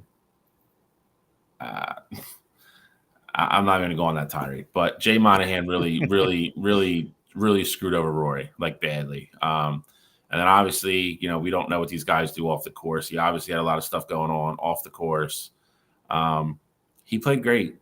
He missed, I don't know if anybody saw the stat, but up until that point in the year, from the 3 feet in, he was 496 or 496. John Rahm was talking about the putt today at the Live event, and he's like, I don't think you guys understand. He's like, I don't think you're giving, not that he should have, it wasn't excusing missing it, but he was like, if Rory puts that ball, outside the hole and misses it from where he was, he's like, that ball would have rolled off the green. He's like, that's the part you guys don't get. He's like, that's why he started it where he did, and he just didn't, he just, couldn't give it enough break. Just mentally. 18 was tough. I don't think. I think 16. For me, it's not just like that one hole. I more so mean a golfer that is of his caliber not winning any majors in the last 10 years.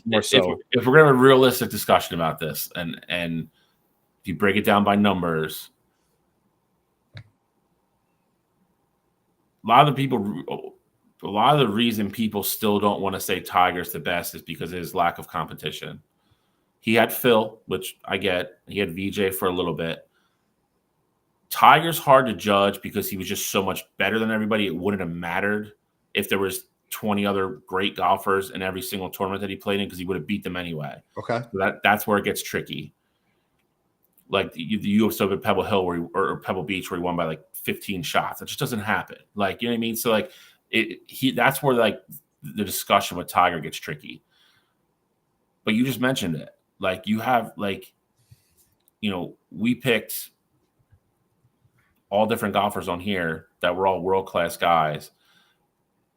You look at how competitive and how much the game has grown, and a lot of that is because of Tiger. But the competition right now isn't even what it was when Rory started. Like, Rory was kind of on the back end of Tiger a little bit, and he won his kind of quick. But now you have all these guys at any given week that can go win a major. There's so many of them. And I get that, but I guess my rebuttal would be Rory came in on the back end of Tiger, and Tiger's won a major more recently than Rory has. So real quick, just to be, I know you guys are going back and forth on this. I don't care whether he's overrated or not overrated. He choked at the U.S. Open. He choked. Because he had, and I'll tell you what, and this is just my narrative. I'm spinning a narrative because I watched the tournament. No, it's the truth, right? It's a narrative. It's 100% narrative, because it starts on hole 8, where he quickly made his putt to get the crowd before Bryson took a shot. Bryson was right behind him all day. Bryson was teeing off after Rory was putting the hole. They were the group right behind. He went on a run at 8, 9, 11, 12, 14 birdies, right? Went nuts. And then he had the tournament. It was in his hands. He was up 2 strokes at one point. And on that par 5, he misses the green by a hair. Like Bill said, a hair. Ball rolls off the green. He makes bogey by missing the putt.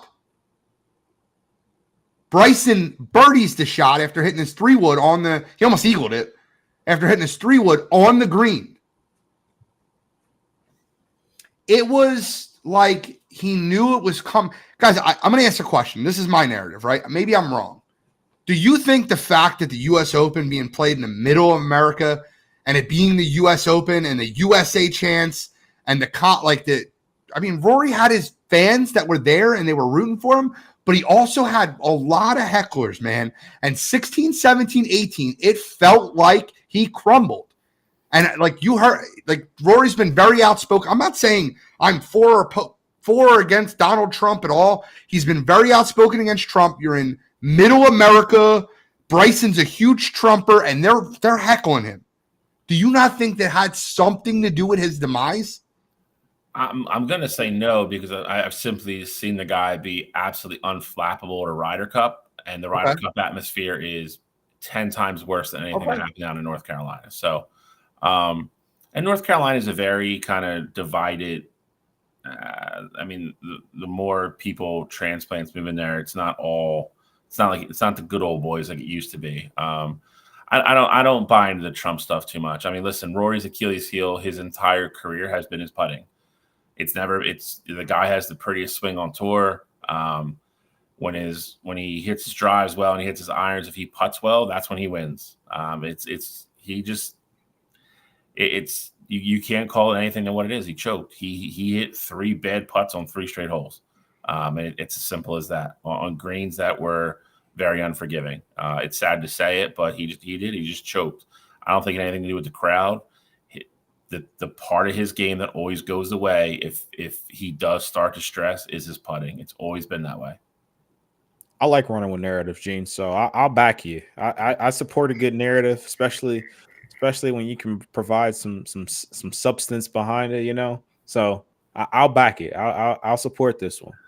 But when the narrative changes, though, hey, that's when I'm on the other side. I would love to see Rory change the narrative. He's got to change the narrative.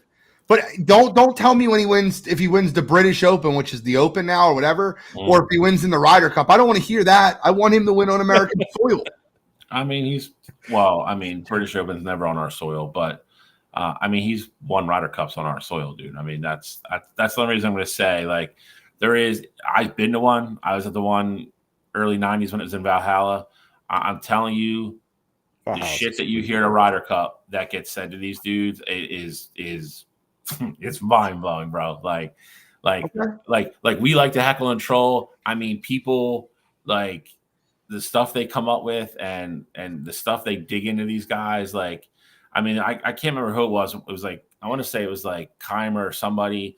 Like, there was this guy that was like 2 rows next to us, and he was like, my buddy like banged your sister like in the middle of the, like, bro, like, it's bad, like, it's crazy stuff, dude. Like, it's Ryder Cups. If you don't lose your nerve at a Ryder Cup, you're not losing your nerve anywhere else. He just hit 3 bad putts. He choked. I'm just saying, I don't think it had anything to do with the crowd. That's all. I think the putt on 16 was way worse than the putt on 18.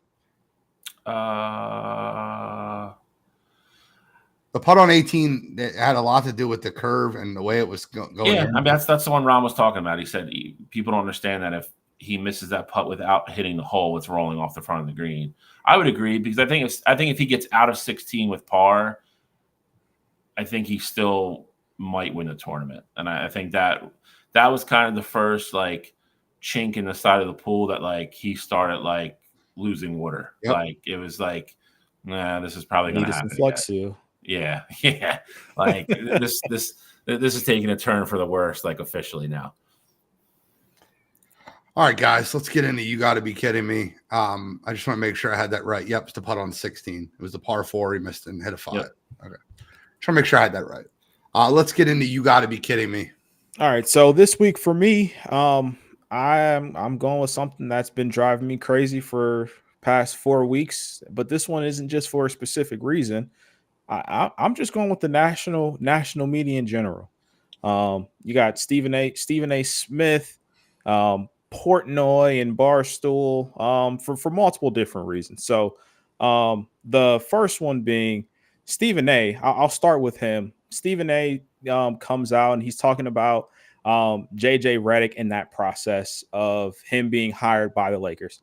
Now, if you don't think JJ is going to be a great coach for the Lakers, you think it's dumb for them to get a guy that's never had any coaching experience before, I'm all fine with that. But Stephen A. Smith's going on ESPN saying, I'm hearing from other coaches around the league that they don't like the fact that JJ did a podcast with LeBron during the year. It's rubbed everybody the wrong way. Well, the reality of the situation is the Lakers went 10-2 after LeBron started doing the podcast with JJ Redick. So it's not like it was this thing where the writing was on the wall, Darvin Ham was going to get fired or anything like that.